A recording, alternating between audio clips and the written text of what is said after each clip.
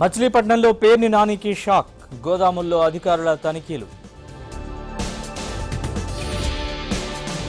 ఈ నెల 8న విశాఖకు ప్రధాని. రైల్వే జోన్కు శంకుస్థాపన. 21,000 కోట్ల సేవింగ్ నిధులు మళ్లించిన జగన్. ఉద్యోగులకు న్యాయం చేస్తామన్న చంద్రబాబు. ఏపీలో భూ సమస్యలు పరిష్కారం కావడం లేదు. రెవెన్యూ అధికారులపై ముఖ్యమంత్రి ఆగ్రహం.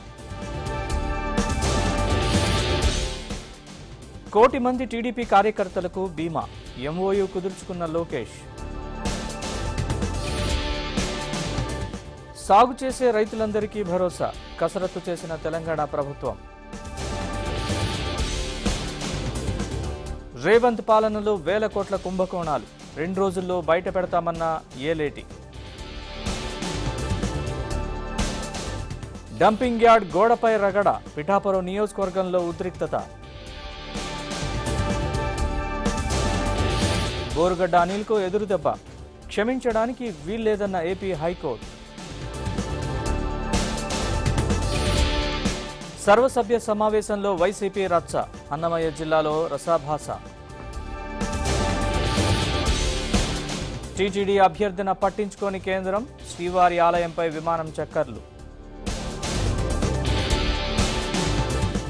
సీఎంఆర్ కాలేజ్లో విద్యార్థుల ఆందోళన. విచారణకు ఆదేశించిన మహిళా కమిషన్. సీరియల్ నటికి వేధింపులు. హైదరాబాద్లో యువకుడి అరెస్ట్. కనిష్ట స్థాయికి ఉష్ణోగ్రతలు. తెలుగు రాష్ట్రాల్లో చలి తీవ్రత.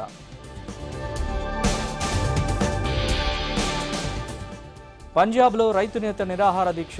కేంద్రంపై మండిపడ్డ కేజ్రీవాల్.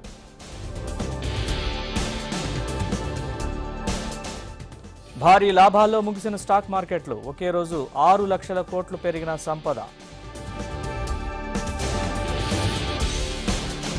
చివరి టెస్టుకు కెప్టెన్గా బుమ్రా. రోహిత్ శర్మపై వేటు ఖాయమని ప్రచారం.